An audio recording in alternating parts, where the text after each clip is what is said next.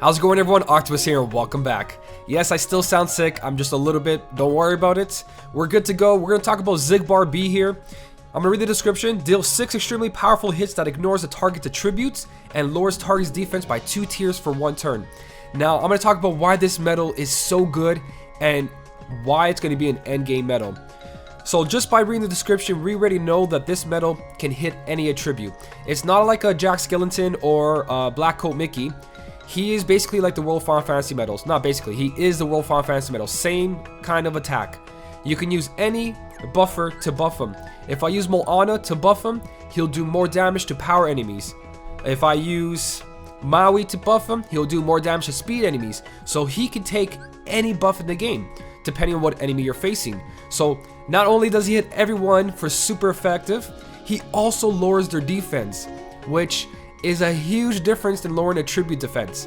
Now the reason of that is that enemies' natural defense is very, very high, and when you have an enemy that hires their defense as well, you're not going to scratch them unless you take away that buff and lower their defense, and it's all in this one medal.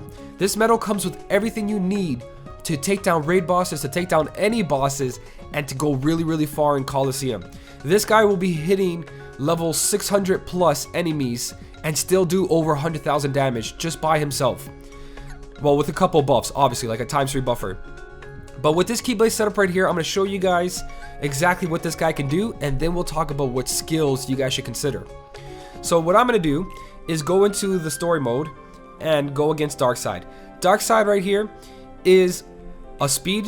So what we're going to do is get Maui in this slot right here, because we can buff Xigbar B with appropriate buffs. So we're going to give Xigbar B a ×3 power buff. I'm going to show you exactly how this works. We're going to go in, do this with with everything you see on the Keyblade except for Maui, and then I'm going to go back in and use Maui, and you're going to see just without any skills on him and without being guilted how much damage this medal actually does.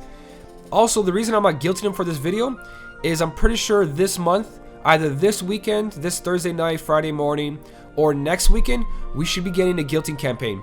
It's just some rumor that's going around, some people I've been talking with. It looks like we're getting a guilty campaign, so hold on to your guilt, guys. Don't guilt yet. I'm pretty sure this month we'll be getting that guilty campaign. So let's go in. It doesn't matter what the friend medal is. Why not? We'll take them out too. Maybe. I want to save that for another video. So here we go. This is going to be the run without using Maui, okay? So we're going to use our ×3 buffer. We're going to use a World Final Fantasy medal Sephiroth to take down its attribute buff. We're not going to use Maui here.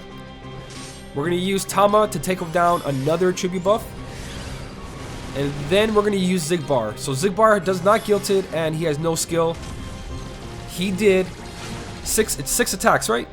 Alright, so 6 attacks, you're looking at 66,000 damage without guilted, without a skill, and without Maui. So 66,000, it's a little bit more than that because there was some stuff here and there. So we'll say 68,000. So 68,000 without the Maui. Let's go back in and try with Maui. Alright, so the whole point I'm showing you this is that this medal is extremely, extremely powerful. And there's 2 options of what skills you guys want to put on him. And you got to really consider what you're going to use him for. So let's do this one more time. We got a ×3 buffer. Our D buffer. It doesn't have to be World Final Fantasy. Whatever you guys have that lowers the defense of attributes. We're going to activate Maui now. Activate Tama. And then last time was about 68,000 damage. We're now looking at, so instead of 11,000 something, he's doing 16,887. That's 5,000 more attack than the last time. So Maui gave him 5,000 more. Even though that Xigbar B is a speed medal, he accepts every kind of attribute buff, which is awesome. So if you actually have something like Jack and Sally's, I'm pretty sure that he gets a buff to all that, but it'll prioritize the power versus speed. So right there, guys, as you can see, this medal's not even guilted, and he's doing way more damage than any medal you guys probably have, especially if you're new. So if you're a new player, that's how valuable that medal is. Now let's go into what skills we should be using for him. Everybody's going towards Xigbar B should have SP gauge 2. Now, yes, that's a very good choice because 6 cost is very heavy, and especially since a lot of you don't have some kind of key arts or a whole bunch of APPs, it's going to be a very heavy costing medal. But for challenges like this, once you have this medal at 100% gilted and you can buff them, I'm pretty sure you can 1-turn that dark side right there. You can 1-turn it or 2-turn it. So all you really need is enough SP to 1-turn an enemy, and that's not that bad. When you're looking to 2 turns, now you need APPs on your Keyblade.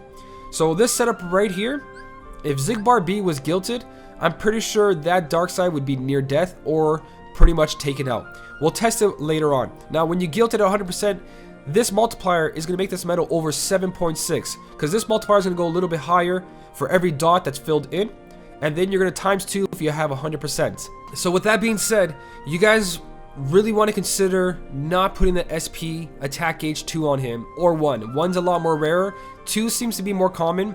So if we do get a bunch of them and you guys don't have any skills on it yet, then sure, go right ahead until later on.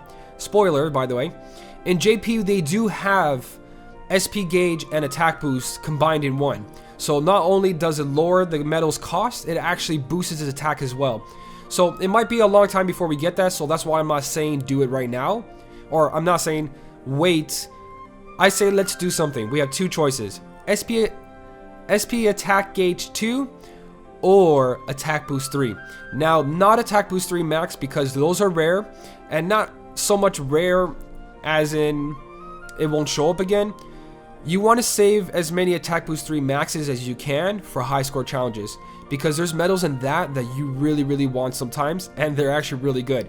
And attack boost 3 max is basically made for high score challenges. In high score challenges, if you can do the most damage consistently all the time, you're gonna have the best score output all the time. So that's why I never put attack boost 3 maxes on anything besides high score challenge medals.